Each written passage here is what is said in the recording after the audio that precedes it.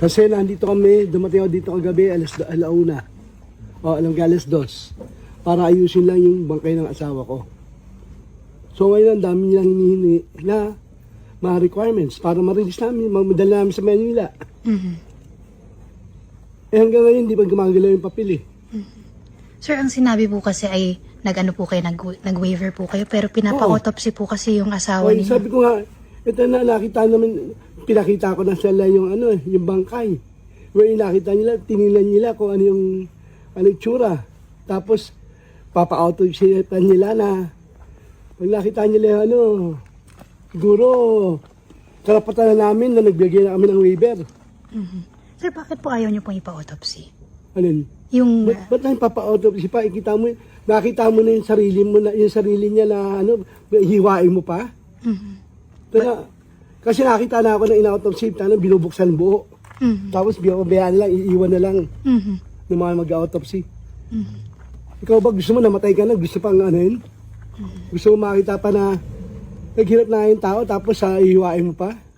Para lang maano? Ano ang dahilan na ano, wala naman sila nakita ng ano, foul play. May kahilingan pa kayo sa government, sir? Hinihiling ko lang. Kasi ako galing rin ang gobyerno eh. Eh, sobra yung ano yan na nagpakahirap ang asawa ko. 42 years in service. Tapos ayan ang nangyayari. Gusto Sabi ko niya ko, magbigay ng reaction, sir, sa attention na binibigay ng... ako saan galing rin sa trabaho eh. Galing rin sa gobyerno eh. Kaya nga lumabas ako sa gobyerno eh.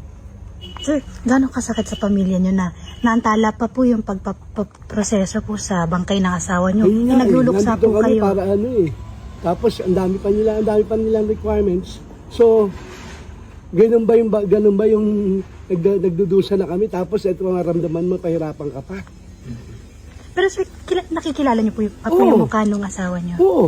Kilala ng anak ko, kaya bigay kami ng waiver. Ano pa gusto nilang punto? So, Na para patunayan, gaano katagal kami nagsama ng asawa ko.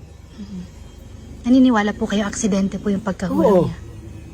Kasi, ang punto lang naman doon, nagpunta siya dito para mag-unwind kasi masyado madaming pressure na. Kasi kaugnay po yan nung sa flood Oo, control, sa sir. flood control. Siguro, kasi hindi kami nag-uusap tungkol sa ano eh. Sa kaso ng flood control, hindi kami nag-uusap na pag yung kaso, yung isang kaso niya na sabi ka may attorney ka, ibahala yung attorney mo mag-ano. Dahil kami yung mag-asawa, iba yung namin. Pareha kaming engineer, kaya ayaw ko namin ka ng professional jealousy. Kaya umalis ako sa gobyerno. So, ang gusto niyo po, ma-release na po. Oo, yun lang gusto namin.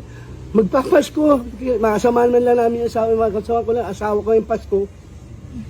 Eh, sabi nga namin nagpaplano kami ng Pasko na yung pamilya ayoko. Kasi, kaya ayoko yung mga anak ko, mahubuli sila. Nagkatrabaho ng maayos.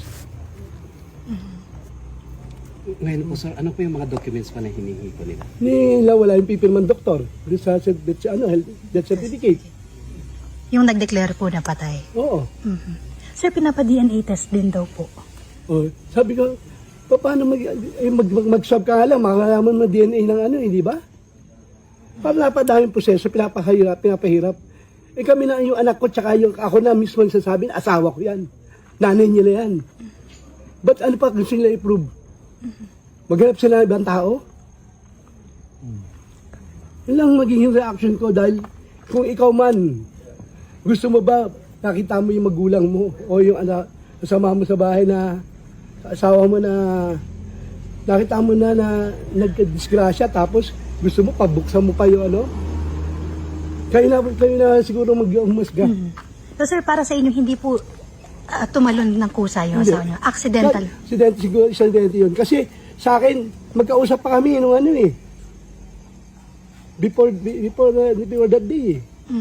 Ano po yung napag-usapan niyo, sir? Wala, gusto lang niya sabi, mag-unwind ka muna kasi sabi ko pa sa kanya, ba't hindi ka umatin nung ICI meeting, nung hearing, yung 15. Then sinabi ko sa kanya, sabi niya, sige, sabi ko, kausapin mo yung lawyer mo, mag-usap kayo. Dahil hindi tayo nagpapakailaman sa trabaho yan eh.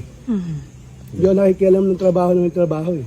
Sir, last na lang, nasaan yung cellphone at mga gadget po? Ako hindi pa nakikita, simula dumating ako dito. Kasi inasikaso ko siya. So yung gamit, wala akong nakitang gamit. Sabi po kasi sinuli sa inyo. Wala siya solid. Ako, dumating ako dito alas 2. Sabi nila, sinoli. So wala pa ako nakita. Kinausap ko, anak ko, wala silang gamit na ano. Asikaso ko pa namin yung gamit. Siyempre, asikaso namin yung tao. Okay, sige sir.